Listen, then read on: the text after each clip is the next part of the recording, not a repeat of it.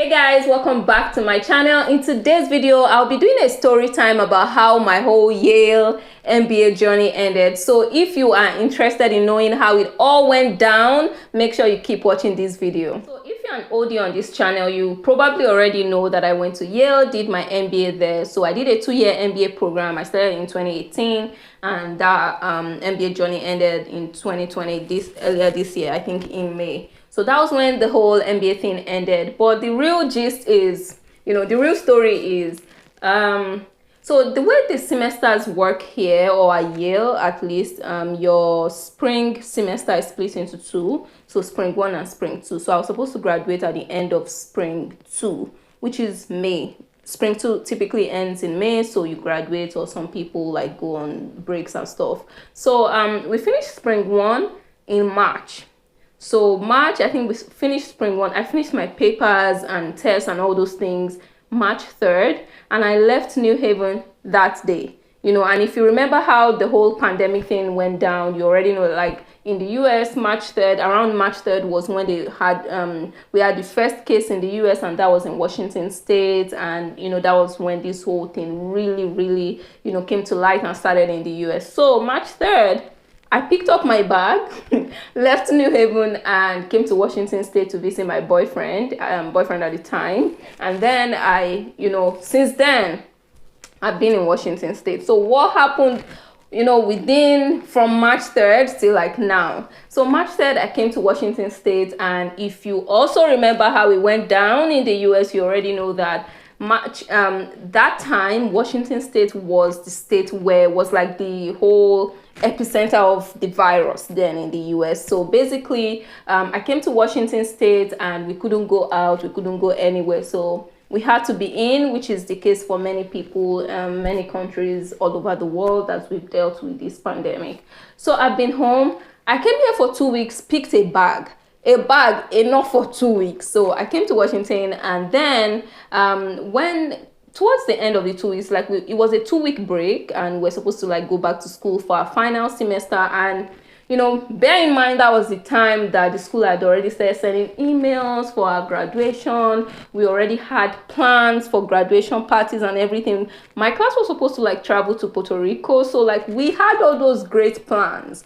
So it was also the time that we were already buying like our graduation regalia and all those things, like just doing prep full force, because graduation was like just a couple of months away or from that time. So I came here, and 2 weeks before, so I was supposed to spend 2 weeks here, and a couple of days or so before I was supposed to leave Washington, the school sent an email that we were not coming back to school, and classes were moving online and things like that. So we moved online, and I did my online classes, which is like my final semester, spring 2, here in Washington State. And like when you're somewhere and you're like, I'm going next week, I'm leaving Washington next week. I kept moving my flight many times. I just kept, gladly flights and airlines were really flexible. I kept moving my flight that I was going next week, and I'm going back next week, because my things, I was still paying rent in New Haven. My things were still there. I literally came here with one bag, like enough for 2 weeks. And I ended up doing my entire spring semester here.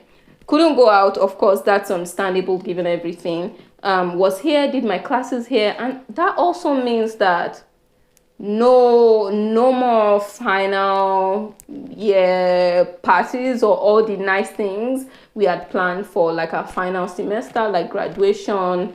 No more seeing my friends and all those like business school things you've planned, like social things, social events, doing solo trips, going out with friends, doing trips with friends as well. All those things were like done. But also, if you're an international student and you've like gone through this period in the US, the anxiety associated with this period. Like, hey, what happens if classes move completely online?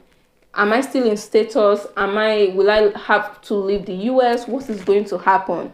So all of that was another ball game, was another, story. It's another story on its own for another day. But it was a, pretty difficult time, especially when you think about visa issues. But gladly things happened, like, we were able to stay in the US and we were not out of state also. That is really great. But that was how the first, my spring two, that was how that went up until the day I graduated. So I graduated in May, I think May 18th or May 20th. I need to like check, I'll put the right date here somewhere. But I graduated, and that graduation was the most unceremonial one I've ever experienced. Literally, we just watched pre-recorded videos. So that was how graduation went. We basically watched pre-recorded videos, and that was it. If you follow me on Instagram, you probably saw that picture I posted sometime in May, and that was everything I did for my graduation. I basically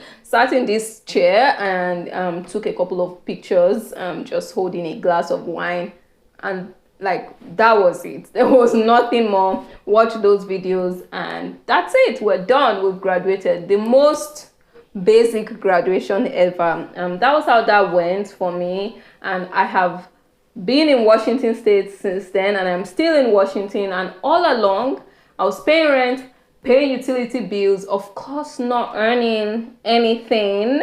So that was like really difficult. But of course, I also got some refunds back from the school. So the school was like my apartment, I got like a school grad students accommodation. So I got some refunds, but of course I also had paid like utility bills. Even though we weren't living there, we were still paying, and all of those expenses. But that was how that went for me. And at some point I even went back. And why didn't I go back? I didn't go back because even though Washington was like the peak of, had like a lot of cases in the US, at some point it became New York for the longest time.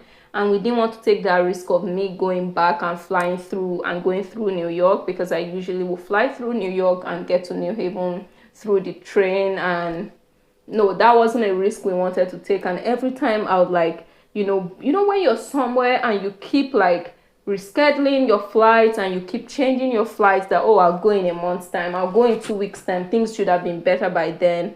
But nothing happened. I'm still here. And like, if you're African, let me know in the comment section what if you've had this experience of moving in with your partner, your boyfriend, your girlfriend.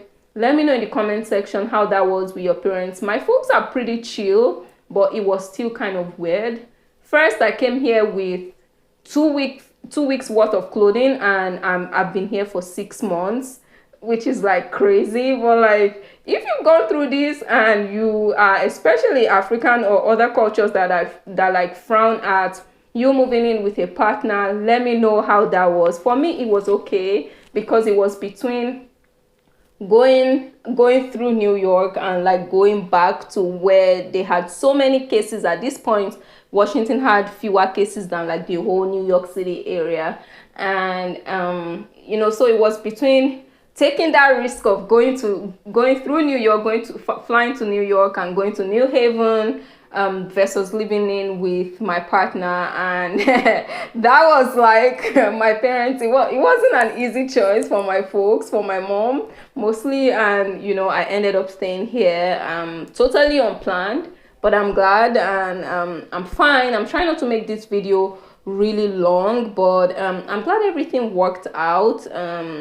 But at some point I had to go back recently and like move my things into storage. My things are still in storage as we speak, so I'm still like displaced person in the US.